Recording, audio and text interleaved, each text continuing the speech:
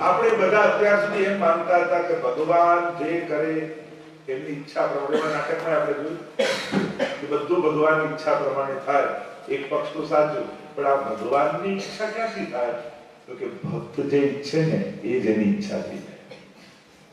બધું ભગવાનની ઈચ્છા પ્રમાણે, તો ભગવાનની ઈચ્છા ક્યાંથી થાય છે? એ કઈ ઈચ્છાઓ કરે છે? ભક્તાભિલાષા, ભક્તની અભિલાષા ચરિતા અનુસારી, ચરિત્ર અનુસારી, ભક્તોની અભિલાષા અનુસાર ચરિત્ર કરવા વાળા આ શ્રીનાથજી છે.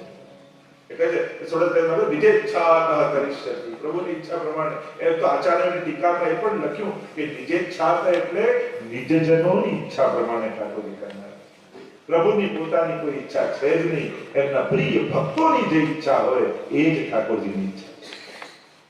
ભક્તાભિલાષા ચરિતાનુસારી, ભક્તોની અભિલાષા અનુસાર છે.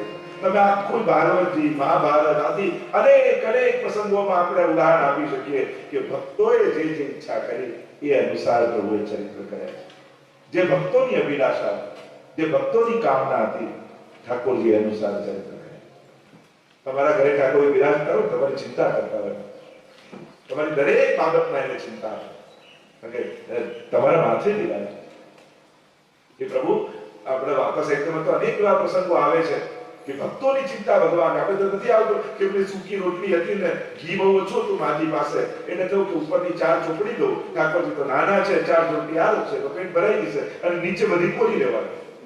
ઘી હતું નહીં, દ્રવ્યનો સંકોચ, તો ઉપરની 4 ઘી વાળી ચોપડી ઠાકોરજીને ભોગ ધરી. આ તો પુષ્ટિ પુરુષોત્તમ છે ને, કોરી આરોગી ગયા, ઘી વાળી વૈષ્ણવ માટે રહેવાની. ભક્તા અભિલાષા ચરિતાનુસારી, ભક્તોની અભિલાષા અનુસાર ચરિત્ર કરવામાં.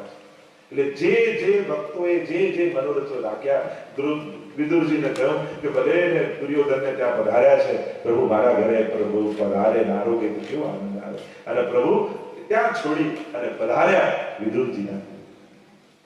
એ ગજેન્દ્ર જીવન ડૂબવા લાગ્યો ત્યારે કોઈ સાથ નથી આવ્યો. બધાને બોલાવ્યા પણ વિપત્તિમાં કોણ સાથે આવે? બધા જ ભાગ્યા છે. છેલ્લે યાદ આવ્યા. જો હવે તમારા ઘરે કોઈ લગ્નનો પ્રસંગ હોય, બધાને કંકોત્રી આપીને સાવ તમારો નજીકનો અંગત મિત્ર એને જ આપવાની રહી, અને બધાને ફોન કરી પૂછે કે લગ્નમાં તું કેટલા વાગે જવાનો છે? આપણે બધા ભેગા લોકો કઈ કંકોત્રી જ નથી આવી, કોણ જાય? અને છેલ્લી રાતના કોઈ એટલું કરે તારા આ ફ્રેન્ડને તો રહી ગઈ, બધાને ત્યાં આને ભૂલી ગયો. અને પેલો રાતના દોડતો ગયો અને કંકોત્રી લઈ ગયો કે નાના કાલ લગ્નમાં આવજે તું આખો ખાસ મિત્ર. તો પેલો જાય શું કે છેલ્લી ઘડી યાદ આવે, આટલા ફ્રેન્ડ છે આપણે કાયમ સાથે રહીએ, આખા ગામને કંકોત્રી આપી, છેલ્લી ઘડી મને બોલાવે, જા નહીં આવ. સંસાર ન આવે પણ બધાને બોલાયા, ભગવાનને છેલ્લે યાદ કર્યા તો પહેલા ભગવાન આવી ન મળે. હે હરી કરીને ગજેન્દ્રએ પુકાર કર્યો અને પ્રભુ ગરુડ પર સવાર થઈને પહોંચ્યા છે. આ ભગવાનનો સ્વભાવ ભક્તા વિલાસા ચરિતા અનુસાર. એક વસ્તુ યાદ રાખો, તમે સભાન છો ત્યાં સુધી તમે ભગવાનને સાચવી લેશો તો છેલ્લી ઘડી ભગવાન તમારી બગાડવાની. પ્રભુને એ જ કહું કે જ્યાં સુધી ભાન છે, આ દેહ પર અમારો કંટ્રોલ છે, ત્યાં સુધી તો અમે તારું નામ લઈશું. તો પ્રભુ એક વિનંતી એ છે, છેલ્લી ઘડીએ જ્યારે દેહનું ભાન નહીં હોય, શું બોલવું શું ન બોલવું, ક્યાં જોવું શું ન જોવું, ક્યાંય કોઈ ઇન્દ્રિય પર અમારો કોઈ કંટ્રોલ નહીં હોય, પ્રભુ એવી કૃપા કરજે છેલ્લી ઘડીએ તું અમારી જીવા પર આવીને બેસી, જેથી તારું નામ. કારણ કે વિચાર કરો, આપણે મંદિરમાં ભગવાન આગળ બેઠા હોઈએ ત્યારે પણ ભગવાનમાં મન નથી લાગતું, તો છેલ્લી ઘડીએ હોસ્પિટલમાં બાટલાઓ ચડતા હશે, આજુબાજુ નર્સો ડોક્ટરો હશે, ત્યારે મન ભગવાનમાં હશે? જ્યારે મંદિરમાં ભગવાન આગળ હોઈએ ત્યારે પણ મન ભગવાનમાં નથી રહેતું, ત્યાં કોનો ભરોસો? એટલે અંત સમય તો ભગવાનના ભરોસે જીવનો જતો. ભક્તા વિલાસા ચરિતાનુસારી, આ દ્રૌપદી અનેક પ્રસંગો આપણે જોઈ શકાય કે પ્રભુ ભક્તોની અભિલાષાને પૂર્ણ કરવા માટે કેવા ચરિત્રો કરે છે. અને દુઃખદાદી ચૌરેણ યશો વિસારી, દુઃખદાદીની ચોરી કરી ભગવાને પોતાના યશનો વિસ્તાર કર્યો છે. વ્યાવૃત્તિ કરો, ધંધો કરો, નોકરી કરો, બધું કરો, ચિત્ત હરી મહારાજ કે આ બધું પ્રભુ માટે છે, મારે પ્રભુને લાડ લડાવવા છે, તો ધંધે જવું પણ સેવા જ છે, નોકરીએ જવું પણ સેવા જ છે, જેનું લક્ષ્ય પરમાત્મા હોય, એનો મૂળ ઉદ્દેશ્ય પરમાત્મા પરક હોય તો એ સેવા જ છે. એવા ગોપીજનો અમારા કાર્ય કરતા કરતા પણ ચિત્ત પ્રભુમાં રાખે. તો અહીંયા દુગ્ધાથી ચૌરીએ ને યશો વિસારી, ત્યારે દૂધ વલોતી હોય, દહીંમાંથી માખણ કાઢતી હોય, ત્યારે મનમાં ભાવ કરતી હોય તો પ્રભુ આ આપના માટે છે. અહીંયા આખું કર્મનો સિદ્ધાંત છે. કર્મ બધી મંતરની કર્મ છે, એનું ફળ એ નવનીત છે અને ફળ ઠાકોરજી માટે છે. નિત્ય નવીન ગોપીઓનો ભાવ એ જ નવનીત છે કે પ્રભુ એ અમે આપને સમર્પિત કરીએ છીએ.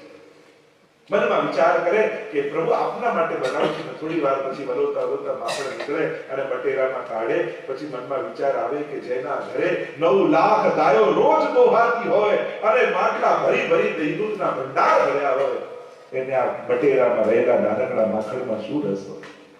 કઈ રીતે એને આરોગાવા જઈએ? કોણ અમારી સામગ્રી એના સુધી પહોંચાડે? મનમાં તાપ થાય, ગોપીઓ દુખી થાય કે અમે તો અસમર્થ છીએ, અમે ક્યાં પ્રભુને પહોંચાડવાના? ત્યારે ઠાકોરજી કે તમે ન પહોંચાડી શકો, પણ હું તો તમારા ઘરે આવી શકું. તમે મારા સુધી નથી પહોંચી શકતા, અસમર્થ છો, મને તો કોઈ રોકનારું નથી ને. ભલે ને ગામના લોકો મને ચોર કે, પણ ચોર કહેવડાઈને પણ હું તારો મનોરથ પૂરો કરવા તારા ઘર સુધી આવી. અને આમ પ્રભુ ચોર બનીને પણ, પોતાનું સ્થાન છોડીને પણ, અપયશ માથે રાખીને પણ આવે. ત્યારે આચાર્ય કહે કે આમ ભક્તોના મનોરથો પૂરા કરવા ભગવાનનું પોતાના રાજા હોવા છતાંય ચોર બનીને આવવામાં યશ ઘટતો નથી, પ્રભુના યશનો વિસ્તાર થાય છે. પ્રભુનો આમાં જ યશ વધે છે કે જો પરમાત્મા કેવા કૃપાળુ છે.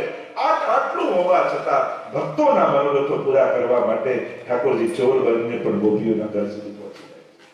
આવા સર્વ સમર્થ પ્રભુનું ભક્તો માટે અસમર્થ બની જવું, એમાં જ ભગવાનના યશનો વિસ્તાર છે. એમાં જ ભક્તોના, કારણ કે પ્રભુને આનંદ પોતાનો મનોરથ પૂરો થાય એમાં નથી હોતો, મારા ભક્તોના મનોરથોને હું પૂર્ણ કરું એમાં જ પ્રભુનો આનંદ. તમારો મનોરથ થાય કે મારે 56 ભોગ કરો, ઠાકોરજીને 56 ભોગ આરોગવાના આનંદ કરતા આજે મારા ભક્તનો મનોરથ પૂરો થયો એના આનંદમાં વધારે રસ છે. તમે તમારે પલ્લાનો, મારે ગિરાજ ચંદ્રાનો, જે કોઈ મનોરથ તમારા મનમાં જાગ્યા, એ મનોરથથી જ કેવળ ઠાકોરજી રાજી નથી, પણ તમારો મનોરથ પૂરો થયો એનાથી ઠાકોરજી રાજી કે આજે મેં મારા ભક્તના મનને સાચવી લીધું. મારે ભક્તની ઈચ્છા તમે માંગો ને ઠાકોરજી તમને આપે, તમને વસ્તુ મળી એ મહત્વનું નથી, પણ ઠાકોરજી તમને પ્રસન્ન જુએ છે ને એમાં આનંદિત થાય છે. આપણા ભગવાનમાં ફરક જ એટલો, આપણે પ્રભુને પાસે જઈએ અને એટલા માટે પ્રેમ કરીએ પ્રભુને કે આપણને વસ્તુ આપે, એટલા માટે પ્રેમ કરીએ. અને ભગવાન વસ્તુ એટલા માટે આપે કે તમારો પ્રેમ એને મળે. આપણા પ્રેમ અને ભગવાનના પ્રેમમાં આટલો ફરક. આપણો પ્રેમ એટલા માટે કે વસ્તુ મળે, ભગવાન વસ્તુ એટલા માટે ભક્તને આપે કે ભક્તનો પ્રેમ એને મળે. અને પ્રભુ તમારા મનોરથોને પૂર્ણ કરી, ભક્તા વિલાસા ચરિતાનુસારી, તમારી અભિલાષાને પૂર્ણ કરવા એવા ચરિત્ર કરે છે. અને એ કરે છે એમાં એનું કઈ કદ ઘટતું નથી, ઉલટાનો એનો યશ વધી જાય છે. કે જુઓ ને આ પરમાત્મા કેવા છે. આ ચોરી કરે, લોકો આમ કરે, ભગવાન તો કેટલા આળે લોકો ચડાવનારા કેટલા આવ્યા, તો પ્રભુ કે ભલે ને લોકો મને ચોર કે, પણ હું તો ભક્તોના મનોરથ પૂરા કરવા માટે ચોર બનવાય તૈયાર, હું રણછોડ બનવાય. પ્રભુની એક તો વિશેષતા છે ને, પ્રભુ સારું કરે કે લૌકિક રીતે દેખાતું નબળું કરે. ભગવાનનો યશ કશામાં ઘટતો નથી, લોકો તો એના જય ઘોષ કરે. એટલે મૂળ જોવાનું કે ભગવાનમાં કોઈ પણ વસ્તુ રીતે દોષારોપણ થતું જ નથી. એની અંદર યશ છે. ભગવાન કોને કહેવાય? ઐશ્વર્ય, વીર્ય, યશ, શ્રી, જ્ઞાન, વૈરાગ્ય. આ ભગ કહેવાય 6 વસ્તુને. અને આ ભગને જેને ધારણ કર્યા એને ભગવાન કહેવાય. કોઈ જો ભગવાનમાં નથી માનતો ત્યારે એને કેવું પડે? ભગવાન કોને માને? ભગવાન તો કોણ? એની ડેફિનેશન શું કરેલું? પછી તું ચર્ચા કર માનું કે ન માનું. અને તારા માનવા કે ન માનવાથી એને તો ફેર પડતો નથી. તો આ 6 વસ્તુ જેમાં હોય એને ભગવાન કહેવાય. ઐશ્વર્ય, વીર્ય, યશ, શ્રી, જ્ઞાન, વૈરાગ્ય. તો એની અંદર યશ કોણ છે? એટલે દરેક કાર્યમાં એના યશનો વિસ્તાર થાય છે. કારણ એ કર્મ કરતો નથી, એ લીલા કરે છે. ભગવાનને તો ઘણીવાર એમ થાય સાધારણ માણસને કોઈ મહાત્મા બનવું હોય છે, પરમાત્મા સુધી બનવું હોય તો કેટલું બધું ત્યાગ ને તપ કરવું પડે. તો વિચાર કરો કે પરમાત્માને જ્યારે માણસ બનવાનો વારો આવતો હશે તો એને કેટલું છોડવું પડતું હશે, એને કેટલું સહવું પડતું હશે. ગગનવાસી ધરા પર બે ઘડી શ્વાસો ભરી તો જો, જીવન દાતા જીવન કેરો અનુભવ તું કરી તો એ પરમાત્માને જ્યારે મનુષ્ય રૂપે આવવું પડે તો દુગ્ધાદી ચૌરીની યશો વિસારી, દુગ્ધાદીની ચોરી કરી યશનો વિસ્તાર કરે અને પ્રભુ ચોરી કરીને જાય અને જે બચ્યું હોય પ્રસાદી માખણ એ ગોપીઓ આસપાસ બોલાવીને માટે કે પ્રભુએ કૃપા કરી મારા ઘરે પધાર્યા એટલે આ પ્રસાદ. પ્રભુએ પોતાનું ઘર જાણ્યું. અને ભગવાન કહે કે ચોર તો માણસ છે, કઈ જ લઈને નથી આવતો, છતાં આ મારું, પેલું મારું, ફલાણું મારું. ભગવાન કહે બધું મારું છે અને મને આપવામાં કચાશ કરે તો જે જેનું છે એને આપવામાં બાકી રાખે એ ચોર કહેવાય. પ્રભુનો તો અધિકાર છે, ચોર તો માણસ. અને એટલા માટે પ્રભુ પોતાનો અધિકાર જતાવવા માટે પધારે છે. પણ આ ચોર વિશિષ્ટ પ્રકારનો છે, એ ભક્તોના મનોરથો પૂરા કરવા માટે આવ્યો છે. એટલા માટે મહાપ્રભુજી અહીંયા કહે છે કુમારિતાનંદિત ઘોષનારી, ઘોષ એટલે વ્રજનારી, કુમાર લીલા કરી વ્રજનારીઓને આનંદ આપનારા ઠાકોરજી છે. વ્રજમાં પ્રભુ સદાય ઉભય સ્વરૂપે બિરાજે છે. અને એટલા માટે એમ જોવા જાવ તો 11 વર્ષ ને 52 દિવસ બિરાજે, પણ ઠાકોરજી 11 વર્ષ ને 52 દિવસના જ ન જો વિરુદ્ધ ધર્મા કૃષ્ણ તત્વને સમજવા માટે આ ત્રણ બાબત સમજવી જરૂરી છે. કૃષ્ણ લીલાને સમજવા, એનો આનંદ લેવા. પહેલો સિદ્ધાંત કૃષ્ણ લીલાનો, કૃષ્ણ ભક્તિનો નિત્ય લીલાવાદ, કે પ્રભુની લીલાઓ ઇટર્નલ છે, શાશ્વત છે. એને કહેવાય નિત્યતા. ભગવાન નિત્ય છે તો ભગવાનની લીલાઓ પણ નિત્ય છે. એટલે કે લીલાઓ આજે થઈ રહી છે અને આજે પણ ભક્તને એનો અનુભવ થઈ શકે. કૃષ્ણ ભક્તિનો આ પહેલો સિદ્ધાંત. એ તો ઘણા ને કે આ બધું તો હજારો વર્ષ પહેલા કર્યું, આજે કઈ રીતે એનો અનુભવ થાય કે આ રાસ લીલામાં પ્રાપ્તિ, આ લીલાનો અનુભવ, આના દર્શન. આજે પણ એ લીલાઓ થઈ જ રહી છે, ઇટર્નલ છે, શાશ્વત છે. બીજો સિદ્ધાંત કૃષ્ણ ભક્તિ કરવાનો વિરુદ્ધ ધર્માશ્રયિતાનો ગુણધર્મ કરવો. પ્રભુમાં વિરુદ્ધ ધર્માશ્રયિતા વિરાજમાન છે.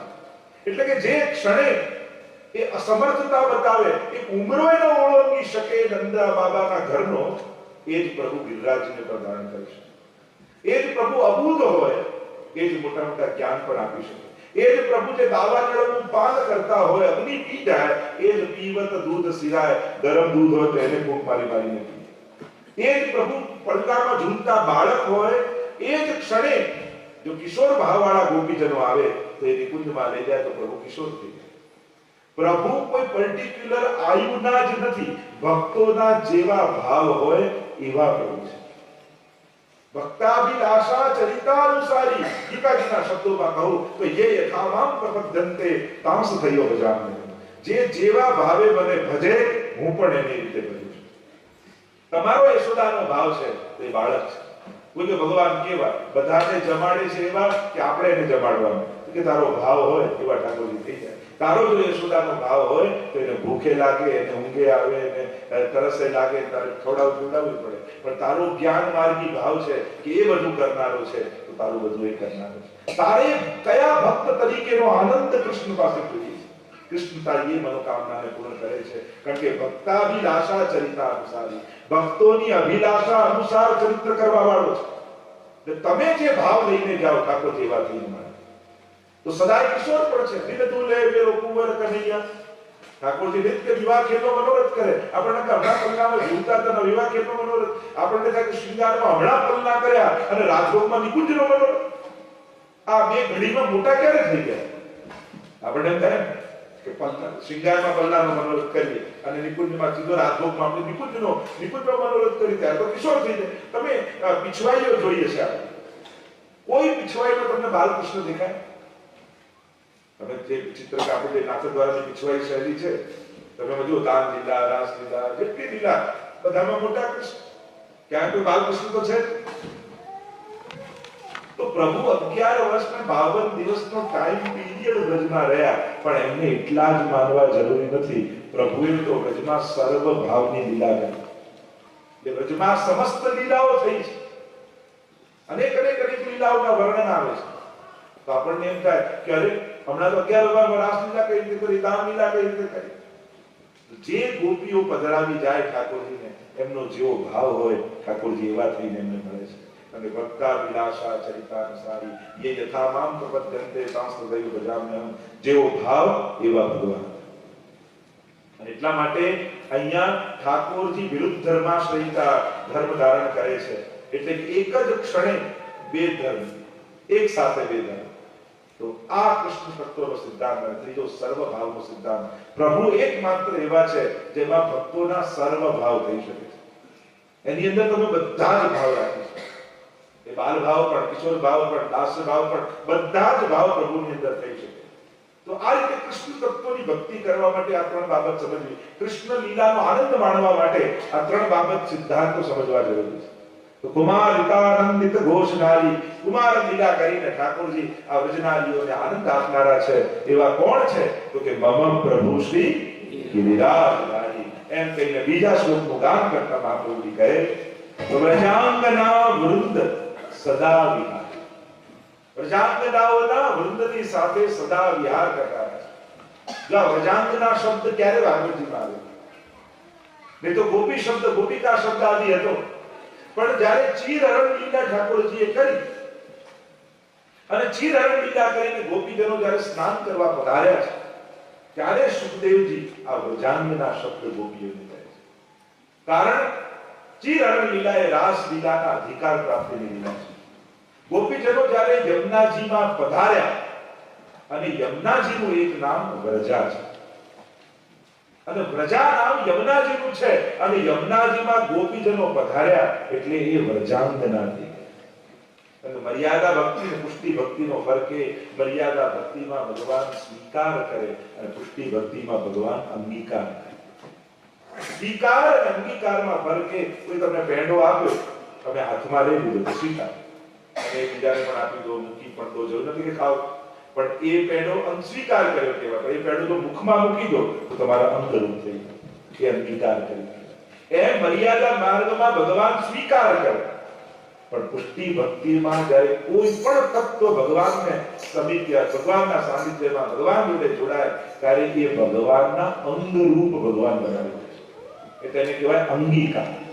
અને એટલા માટે આપણે ત્યાં વસ્ત્રજીની સેવા, બાલાજીની સેવા, પાનની સેવા, અનેક પ્રકારની જેનો સંબંધ પ્રભુ સાથે થયો એ પ્રભુ રૂપ થઈ જાય છે. એમ આપણે ત્યાં અંગરૂપ, અંગીકાર, અંગરૂપ થઈ ગયું. એને પછી પ્રભુ રૂપ જ માનીને આગળ આપવો જોઈએ. તમે જારીથી બજારમાં ખરીદવા જાઓ ત્યારે ઘસી ઘસીને જુઓ, ભાવ તલ બધું જ કરાવો, પણ એકવાર લાલ વસ્ત્ર લપેટી ભરીને ઠાકોરજી સન્મુખ મૂકો, પછી એક કહો જારીથી પધરાવો. એ તમારી અંદર યમુનાજીનો ભાવ આવી જાય. ભગવાને અંગીકાર કર્યો કે ભગવાન રૂપ થઈ ગયું. એ રીતે ફૂલો ચૂંટીને લાવો, પરોવો, બધું જ કરો, પ્રભુને ધરાવો, પછી કે માલાજી પધરાવો. કારણ કે હવે માલાજીની સુગંધ ફૂલોની સુગંધ નથી રહી, એ પરમાત્માના શ્રીઅંગની સુગંધ રહી.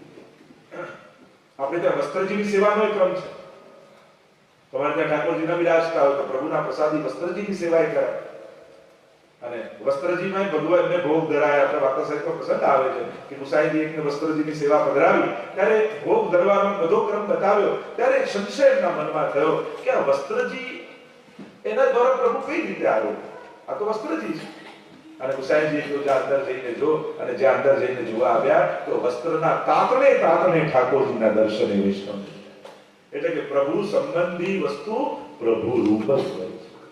આને કહેવાય અંગીકાર. અને એટલા માટે પ્રભુ જ્યારે આ ગોપીજનો યમુનાજીમાં પધાર્યા અને યમુનાજી એમની અંદર પધારી ગયા ત્યારે ગોપીઓ વ્રજાંગના થઈ ગઈ. એટલે હવે યમુનાજી હૃદયમાં પધાર્યા, યમુના રૂપ થઈ, એટલે હવે રાસનો અધિકાર નથી.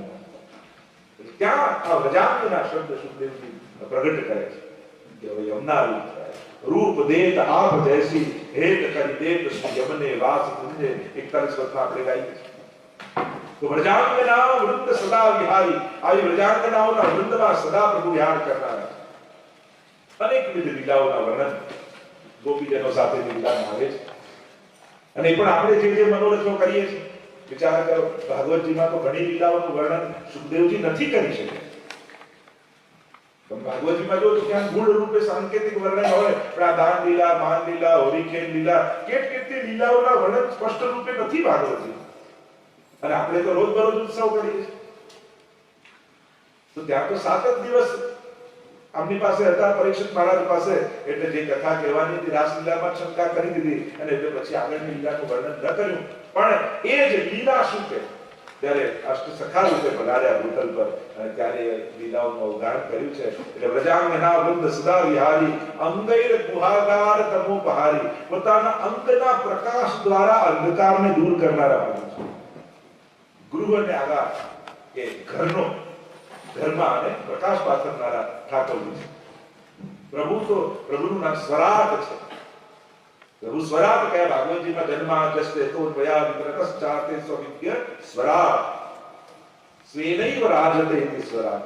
સ્વયં પ્રકાશિત છે પરમાત્મા અને સ્વયં પ્રકાશિત છે એવા પરમાત્મા પોતાના પ્રકાશ દ્વારા અંધકારને દૂર કરનારા. અને અંધકારના અનેક અર્થો કર્યા. અજ્ઞાન સૌથી મોટો અંધકાર જીવનમાં. અજ્ઞાન અને કઈ રીતે દૂર થાય તો પ્રભુના શ્રીઅંગના પ્રકાશ દ્વારા. બે રીતે અંધકાર અજ્ઞાન દૂર થવાની વાત કરી. એક ગુરુના સાનિધ્યથી અને બીજું પ્રભુની કૃપાથી. પ્રભુ પાપને ટાળે, ગુરુ અજ્ઞાનને ટાળે. અજ્ઞાન તિમિરાન દૃષ્ટિ જ્ઞાનાન દર્શલા કયા. અને જ્ઞાનનું અંજન આજે પણ વિચિત્રતા એ કે જે આંખમાં કાજળ લગાવ્યું હોય, અંજન લગાવ્યું હોય, એ આંખને ન દેખાતું હોય. એ સુંદરતા તો સામેવાળાને જ ખબર. એમ આપણા પર જ્યારે કૃપા થાય અને આપણી અંદર જ્યારે જ્ઞાન પ્રગટ થાય ને આપણને ન દેખાય, એ તો સામેવાળાને અનુભવ થવા લાગે. કાજળ તમે લગાવ તમારી આંખને દેખાય. ગુરુ પણ અંજન આજે પણ લગાડનારને ન ખબર, સામેવાળાને તમારા પર તો ખૂબ ઠાકોરજીની કૃપા છે. કારણ કે રીત પ્રીત છબી ન્યારી આપણે કહ્યું કે જ્યારે ઠાકોરજી જેના હૃદયમાં વસી જાય ત્યારે એને રીત પ્રીત છબી ન્યારી, એની આખી દ્રષ્ટિ બદલાય. તો પ્રભુ તો પ્રકાશ પાથરનારા છે અને અનેકના જીવનમાં અનેક રૂપે પ્રભુએ પ્રકાશ પાથર્યો છે. સૌથી મોટો અંધકાર તમે ગીતાજીમાં જુઓ, અર્જુનને કહે અરે હું મારીશ ના મરી જશે. અર્જુનને બે પ્રકારનો અહંકાર છે, તો હું મારીશ તો મરી જશે અને બીજું હું નહીં મારું તો બધા બચી જશે. ભગવાન કે આપણા અહંકાર છે, તું નહીં મારે તો મરનારા છે, મારે અર્જુન ત્રીજા ઉભા કરવા મને ક્યાં વાર લાગવાની. આ બી અંધકાર જ છે. અજ્ઞાન એ સૌથી 3 પ્રકારના આપણા ત્યાં અંતરાયો કયા છે. એક કાળનો અંતરાય, બીજો સ્થાનનો અંતરાય અને ત્રીજો અજ્ઞાનનો અંતરાય. જેમ કાળનો અંતરાય કે અત્યારે તમારે ગાંધીજીને મળવું તો ન મળી શકો કે એટલા વર્ષો પહેલા હતા, આ ટાઈમે ન મળે. તો શું આપણા અને ભગવાનની વચ્ચે કાળનો અંતરાય સંભવ છે કે પહેલા હતા 5000 પહેલા આજે નથી? ઠાકોરજી સંભવ નથી. એટલે કે જે સેકન્ડે આપણે છીએ એ સેકન્ડે ભગવાન પણ છે. એટલે આપણા અને ભગવાનની વચ્ચે કાળનો અંતરાય સંભવ છે. બીજો છે સ્થાનનો અંતરાય. અત્યારે તમારા સગા વડીલ ઇન્ડિયા રહેતા હોય, તમારે આ સેકન્ડે મળવું હોય તો ન મળી શકે, કારણ કે ત્યાં છે, તમે અહીંયા છો અને રૂબરૂ ન મળી શકે, કારણ કે આટલા માઇલોની દૂરી છે. શું ભગવાન અને આપણા વચ્ચે પોસિબલ છે કે આપણે કહી શકીએ કે ભગવાન ત્યાં ભારતમાં છે ને અહીંયા નથી? એ પોસિબલ છે? તો આપણે ભગવાન કેટલા નજીક થઈ ગયા. જ્યાં આપણે છીએ અને જે સેકન્ડે જ્યાં છીએ એ જ સેકન્ડે એ જ જગ્યાએ ભગવાન છે. તો કેમ અનુભવાતું નથી? તો કે અજ્ઞાનનો અંતરાય છે, અવિદ્યાનો અંતરાય છે. અને આ અંતરાય જ્યારે અજ્ઞાનનો દૂર થાય ત્યારે આ જ સેકન્ડે આ જ સ્થાનમાં એનો અનુભવ થાય છે. અને એટલા માટે અહીંયા કહ્યું અંગૈર ગુહાગાર તમોપહારી, સ્વયં પ્રકાશ દ્વારા એ અંધકારને દૂર કરવા વાળા પરમાત્મા છે.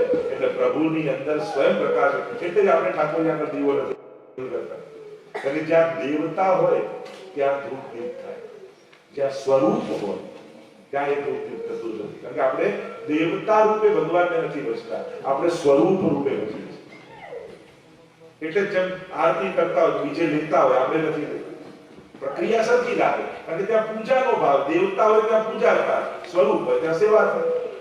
તો જ્યાં પૂજા થાય આરતી લઈએ તો પૂજનનું ફળ મળે. પણ જ્યાં સ્વરૂપ છે ત્યાં તો નજર ઉતારવાના ભાવથી આપણે આરતી કરીએ કે મને ઠાકોર રજ આરજ લાગો ઈ નખીએ ને રોગ દોષ ગંજાળ રાની તેરો ચિરંજીવ ગોપાલ. આપણે તો આશીર્વાદ આપીએ છીએ, ના નિવારણ કરીએ છીએ આરતી દ્વારા એમને લાગેલી નજર. એક વાર યશોદાજીને કોઈએ પૂછ્યું કે તું તારા લાલનને આટલા ભારે ભારે શણગાર કેમ કરાવે? આવા હીરાના ને પન્નાના ને મોતીના ને નત શ્રીત સીતા આવું કેમ કરે? ત્યારે યશોદાજી કે હું દર્શન ખોલું ને તો બધા જ પ્રકારના લોકો દર્શન કરવા આવે, એટલે જે દુર્બુદ્ધિ વાળા હોય ને એમની નજર તો હીરા મોતી ને માણેકમાં જ અટકી જાય, એટલે મુખારવિંદ સુધી પહોંચે જ નહીં, એટલે ભારે શણગાર કરે. અને જે ભક્તો હોય એ જ મુખારવિંદને જોવે, બાકી બધા તો આમાં જ અટવાઈ જતા. ઘણી વાર આજે તો હીરાનો મુગટ કરવા લોકો દોડે, અને ઘણા તો એનાથી આગળ હોય. આજે તો બહુ આનંદ આવે, બહુ જ આનંદ આવે. શું આ ભીડ બહુ હોય, ભીડ બહુ ઘણા એ જોઈને રાજી થઈને આવી